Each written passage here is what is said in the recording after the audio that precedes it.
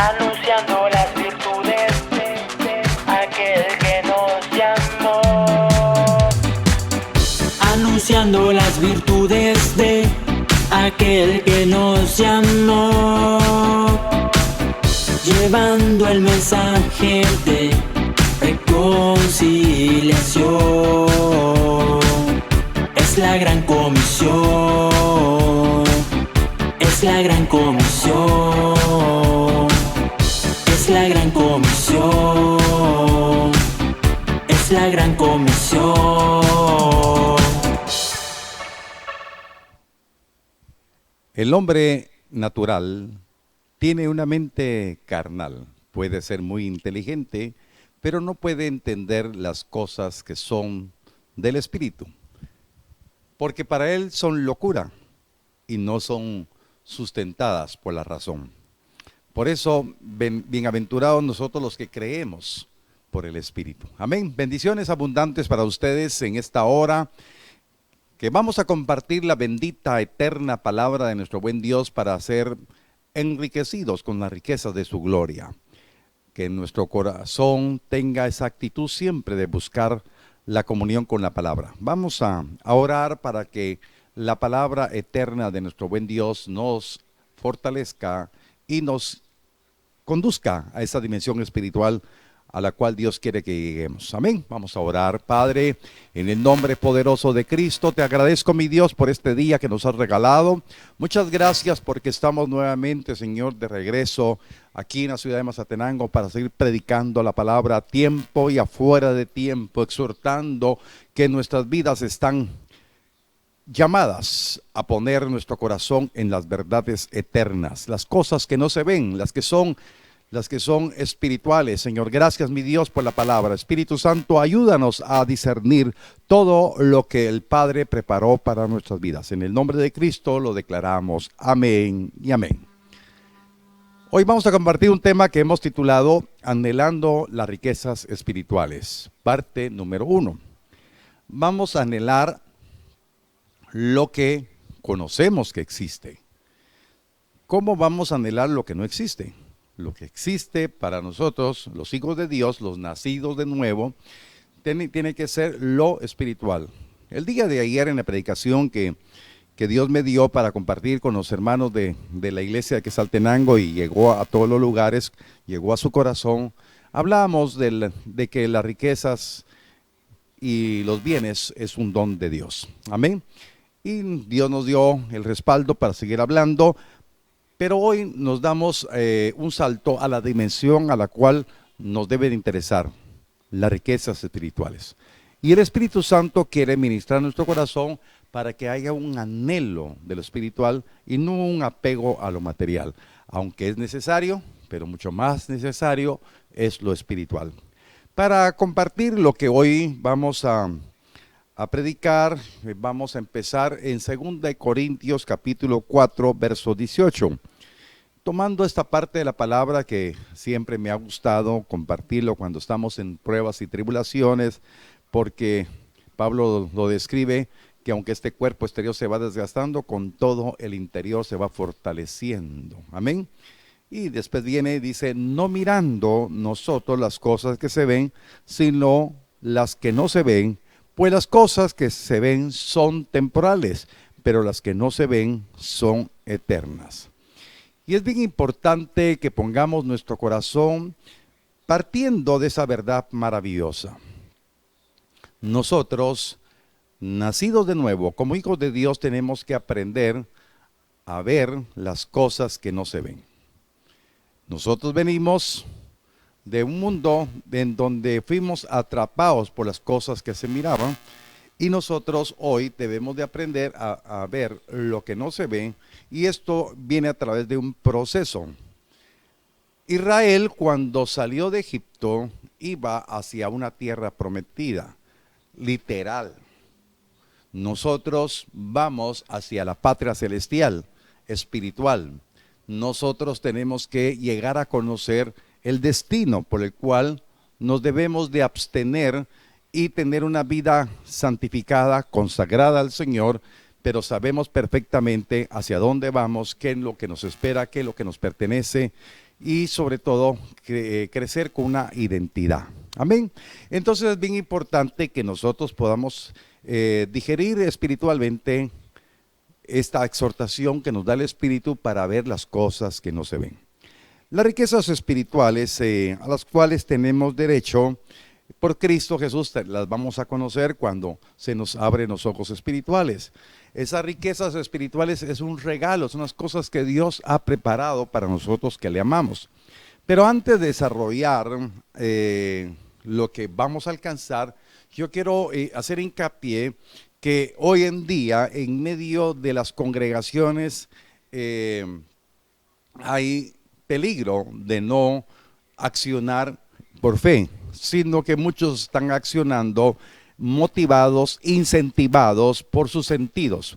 Por eso hoy más que todo la mercadotecnia está trabajando para persuadir al consumidor, podemos llamarle, al consumidor del evangelio, a que sea atractivo el evangelio con cosas que son preponderantes, atractivas para sus sentidos, lo que escucha, lo que ve, y realmente esto ha venido a ser una competencia entre iglesias, y realmente no hay una competencia para buscar la santidad, no hay una competencia para buscar la consagración al Señor, no hay una competencia para estar preparados, sino que hoy, más que nunca, predomina el interés de atraer a las personas por las cosas que se ven, por las cosas materiales. Y nosotros todo lo contrario, estamos trabajando para enseñar al pueblo a ver las cosas que no se ven. Y entonces por lo cual, uno de los problemas que suceden en la vida de las personas es la incredulidad. Los incrédulos, no, estoy hablando no incrédulos del mundo, incrédulos cristianos, hermanos, que creen en el Señor, pero por falta de comunión con la palabra y por ende, por falta de comunión con el Espíritu, están inmersos en un estado de incredulidad. Entonces los incrédulos no van a ver esto como una prioridad, sino lo que ellos quieren es algo que les satisfaga naturalmente. Y el evangelio no es para satisfacción natural, el evangelio es para satisfacción espiritual. Amén. Entonces, Primera de Corintios, capítulo 2, verso 14, los incrédulos no perciben las cosas del Espíritu. Dice la palabra, pero el hombre natural no percibe las cosas que son del Espíritu de Dios, porque para él son locura y no las puede entender, porque se han de discernir espiritualmente.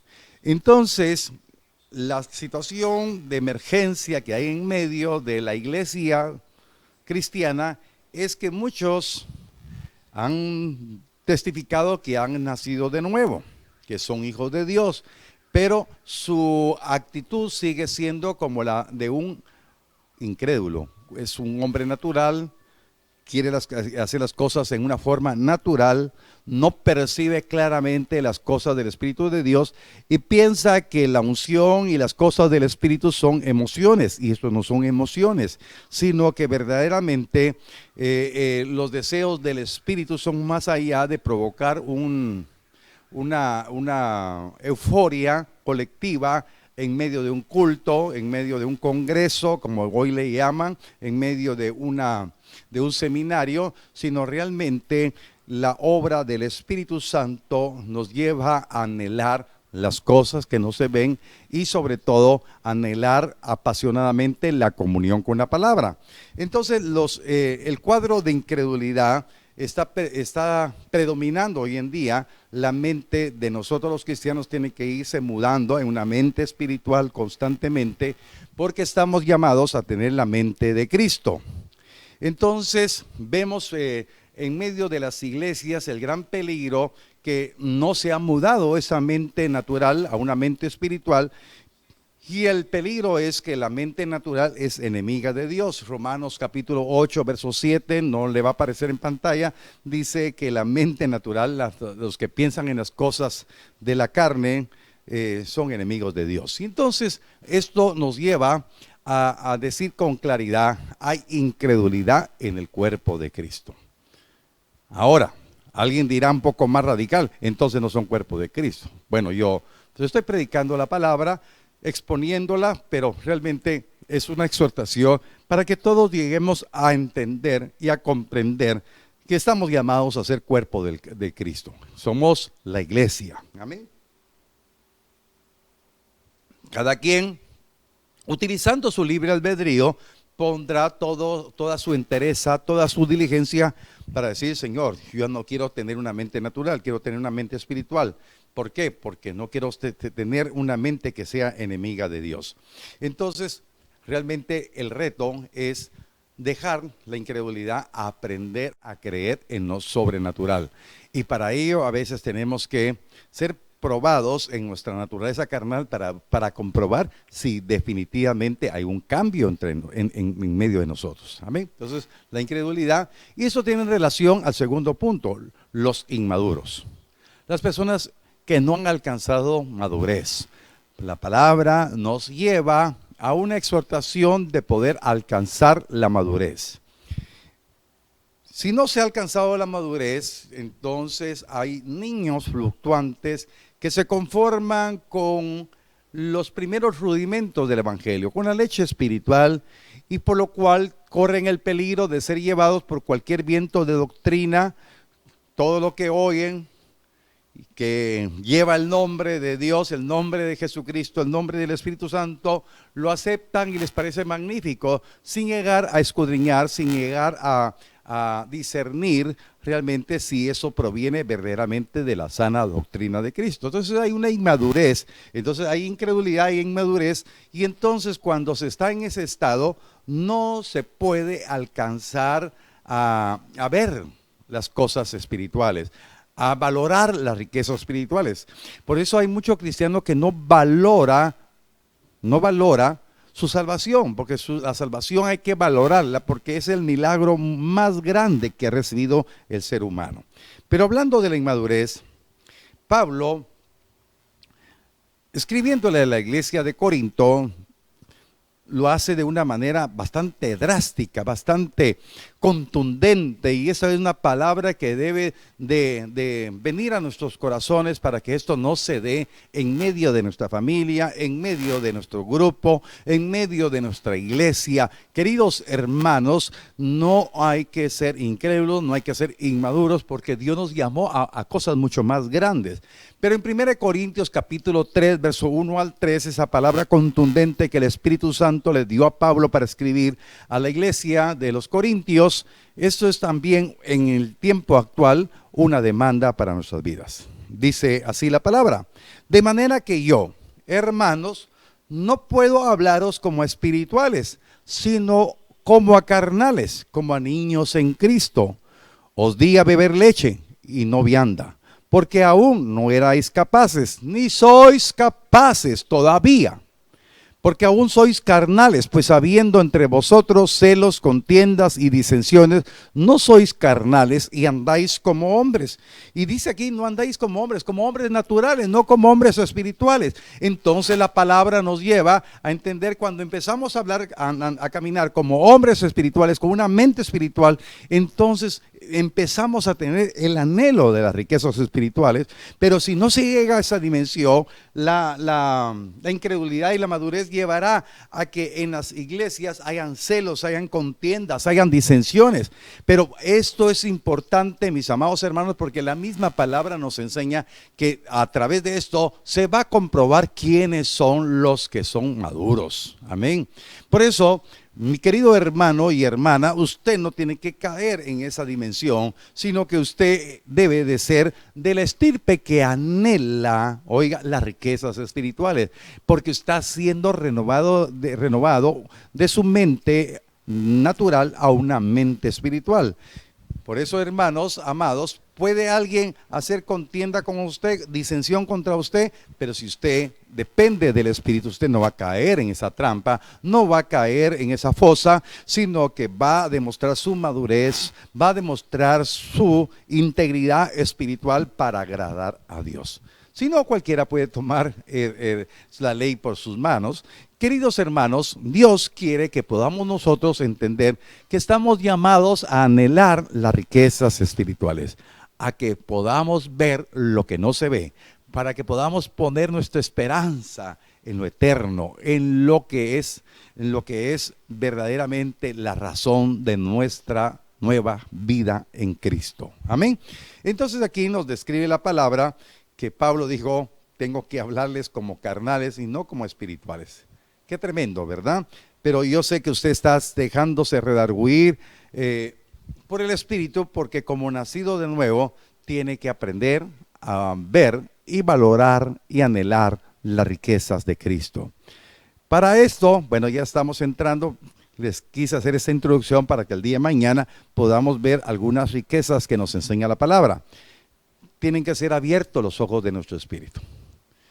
Y para eso tenemos que tener la ayuda del mismísimo Espíritu Santo para que se nos abran los ojos espirituales. Puede levantar su mano conmigo y decir: me es necesario tener abiertos mis ojos espirituales para comprobar las riquezas a las cuales he sido llamado. Amén. Esas riquezas espirituales se ven porque tenemos ojos espirituales. Mente espiritual, ojos espirituales. Vemos lo que no se ve, vemos lo eterno. Efesios capítulo 1, verso 18, dice la palabra: alumbrando los ojos de vuestro entendimiento, para que sepáis cuál es la esperanza a que Él os ha llamado, y cuál es la riqueza de la gloria de su herencia en los santos. Entonces aquí nos dice la palabra que se tienen que alumbrar, se tienen que abrir nuestros ojos espirituales. ¿Para qué?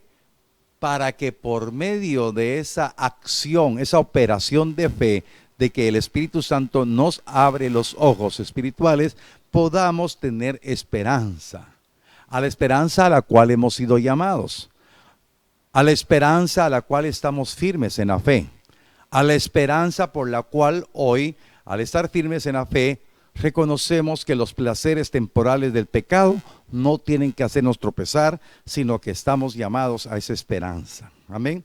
Y entonces tenemos ese discernimiento y esa capacidad de conocer las riquezas de la gloria, que es la herencia en los santos.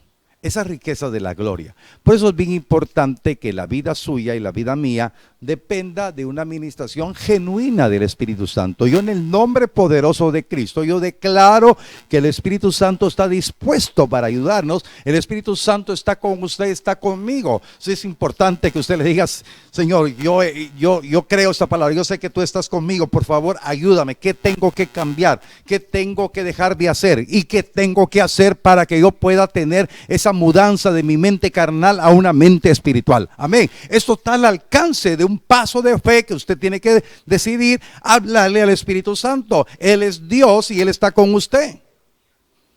Hermanos, por favor, ninguno que pueda decir que es cristiano y que ha estado alabando a Dios y que ha estado en un momento de intimidad con el Señor, va a seguir siendo igual. Tenemos que cambiar. Aquel que habla lenguas, aquel que dio una palabra profética más de algún día, hermano, su vida está siendo redarguida por el Espíritu. Por favor, deténgase. Si usted está haciendo alguna acción que no corresponde a lo que debe de ser un hijo de Dios, el Espíritu Santo ha redarguido. Por eso, el aspecto espiritual en medio de las iglesias es una tarea bastante demandante, mis amados hermanos, porque a veces cuando las cosas están a nuestro favor, miramos las condiciones. Por eso la palabra nos dice de una manera tan sabia, dice que bien podemos ver la paja del ojo ajeno, pero no podemos ver la viga. Pero el Espíritu Santo, cuando le damos lugar, sí nos va a enseñar a ver la viga, ¿verdad? Y no ver la paja del ojo ajeno solamente. Y entonces es un trabajo del Espíritu Santo, y le tengo la buena noticia: Él está dispuesto a trabajar con nosotros. Él está dispuesto a ayudarnos para que podamos tener esa esperanza a la cual hemos sido llamados. Hay una esperanza. Puede levantar su mano conmigo y decir: yo declaro en fe que soy cristiano porque he nacido de nuevo y tengo una esperanza en Cristo, y solo por el Espíritu Santo voy a discernir las riquezas de gloria que tengo derecho con los santos. Amén. Entonces es importante tener esa fe, porque el Espíritu Santo nos va a ayudar a abrir los ojos espirituales. Esas riquezas espirituales es un regalo, es algo que usted tiene que digerir. Posiblemente, bueno, yo me voy a atrever a decirles, lo que yo reciba no es lo mismo que usted va a recibir, tal vez usted recibe más. Amén. Pero lo que importante es que si recibimos, tenemos un Dios justo, un Dios bueno, un Dios fiel, y yo lo creo. Amén. Y Romanos capítulo 8, verso 17.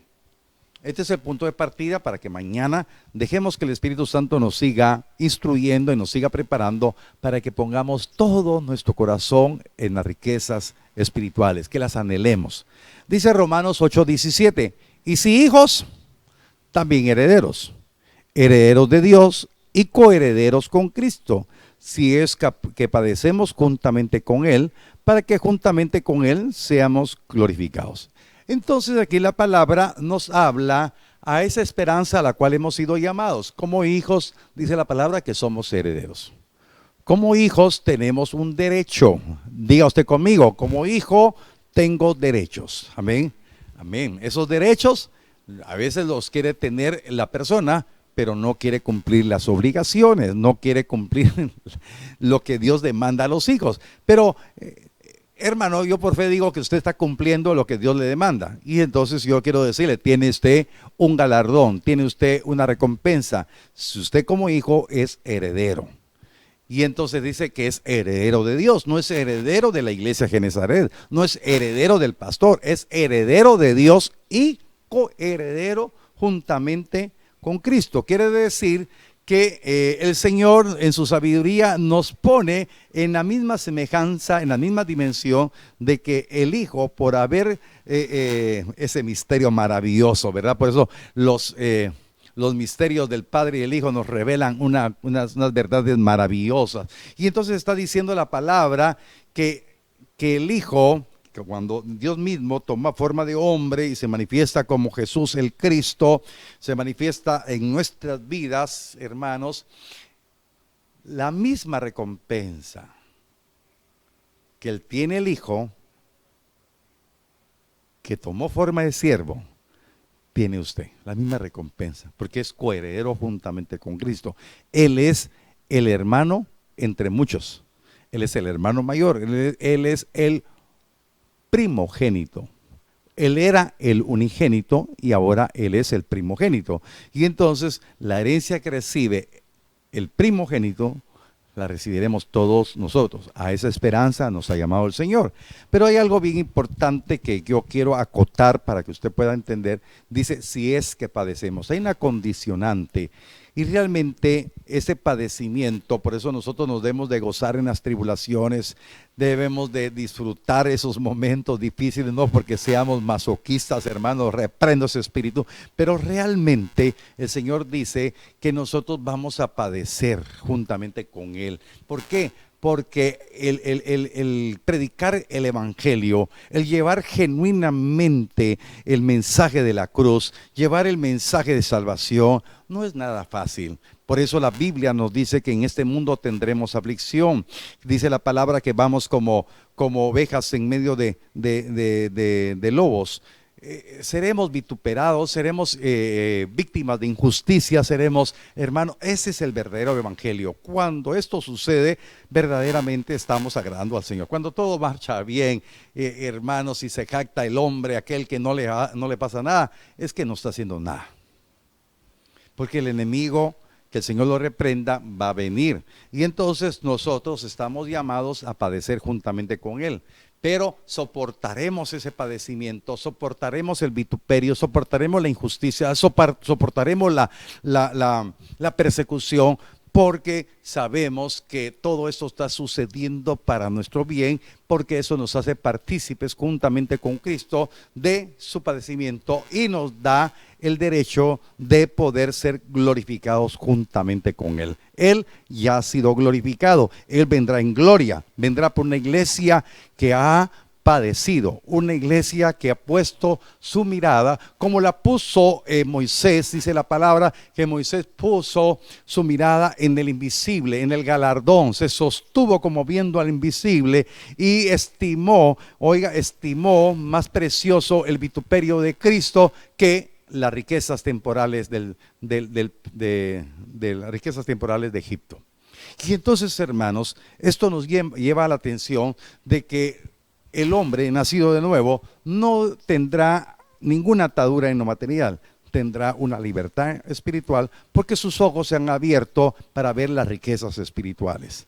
Hermano, esto es locura, por supuesto. Para la mente natural es locura, para la mente espiritual es un deleite decir: Señor, yo soy coheredero juntamente con Cristo, si es que padezco juntamente con Él, pero anhelo ser glorificado juntamente con Él, porque sé que cuando Él venga por mí, Él tiene galardón, que Él viene por mí porque hay una morada en la casa del Padre reservada para mí. Hay algo especial. Hermanos, se nos abre el panorama espiritual, y eso es lo que yo deseo con todo mi corazón, que usted sea ministrado por el Espíritu para que usted tenga esa actitud valiente de no aceptar la derrota, de no aceptar los engaños del enemigo, sino decir: Señor, gracias porque me has abierto mis ojos y hoy tengo el anhelo de las riquezas espirituales, porque mi mente está siendo mudada continuamente a una mente espiritual. Muchas gracias, Señor, por eso, dígale usted. Amén. Yo quiero que usted ore juntamente conmigo. Vamos a declarar que el Espíritu Santo está aquí con nosotros y nos va a ayudar. Padre, en el nombre poderoso de Cristo, yo declaro, mi Dios, que tu palabra fiel y verdadera la recibimos y Señor, queremos aprender a madurar, que no haya incredulidad en nuestro corazón. Señor, que se abran los ojos de nuestro entendimiento para que sepamos a la esperanza que hemos sido llamados, para que podamos ver las riquezas espirituales, la herencia a la cual hemos sido llamados juntamente con Cristo. Señor, queremos tener esa fe, queremos ver lo que no se ve, queremos ver lo eterno. Señor, no queremos ser poseídos por lo temporal, sino poseídos por lo celestial. Muchas gracias, Señor, porque sé que mis hermanos están recibiendo en fe esta palabra y están siendo renovados en el Espíritu para poder entender y comprender, oh Dios del cielo, que tu palabra se cumplirá en nosotros. Señor, queremos estar acá convencidos que nuestro paso por esta tierra es transitorio. Vamos hacia la patria celestial, vamos a ser herederos de esas riquezas espirituales. Señor, queremos ser enriquecidos, Señor, con ese regalo maravilloso. Muchas gracias, Padre, por la vida de cada uno de mis hermanos que reciben fe esta palabra para la gloria de tu nombre. Amén y amén. Bendito sea Dios porque nos da ese privilegio de poder ser enriquecidos. Cuando tenemos la fe de lo que Dios nos ha dado, hermanos, cuando Dios nos dice y nos enseña en su palabra, viene revelación, que cuando se habla de diezmos, cuando se habla de ofrendas, cuando se habla de primicias, ya no es una carga para nosotros, porque sabemos quién es nuestro Dios y sabemos que todo lo material que rendimos en la obra del Señor no nos duele, sino que sabemos en quién estamos confiando, quién es nuestra esperanza. Por eso, si usted tiene preparados sus diezmos, sus ofrendas, sus primicias, si usted se ha preguntado cuáles serán las necesidades de la obra que Dios nos ha dado, usted sabrá que hay mucha necesidad ahorita que estamos trabajando para estar listos para el domingo 3 de enero. Amén. No estaremos al 100% como quisiéramos el templo, pero hemos ido avanzando. Amén. Y esto es como cuando usted mira, cuando aquella famosa ilustración, hay un vaso a la mitad y uno, ¿cómo mira usted este vaso? Alguien dirá, pues medio lleno. Para otro, su percepción será medio vacío. Amén. Y entonces usted, cuando llegue el domingo, dice, bueno, ¿cómo mira el templo? Pues medio listo. Otros dicen, no, falta mucho. Amén. Cual sea su percepción, pregúntese cómo usted ha colaborado para que esta obra siga avanzando. Amén. Orando, bendiciendo, amén, y accionando también con sus diezmos, sus ofrendas y sus primicias. Amén.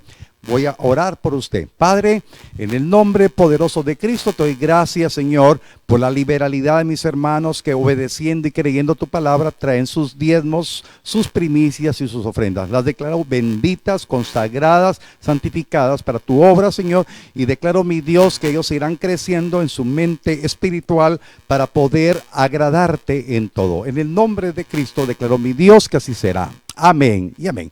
Que Dios les bendiga, mis amados hermanos. Ha sido un privilegio compartir nuevamente la palabra con ustedes. Les envío un fraternal abrazo. Dios les guarde en todo momento. Amén y amén. Anunciando las virtudes de aquel que nos llamó.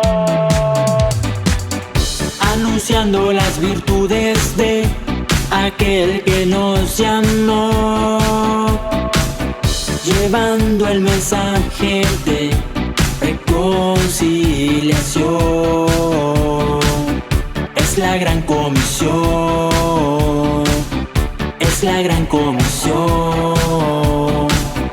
Es la gran comisión. Es la gran comisión.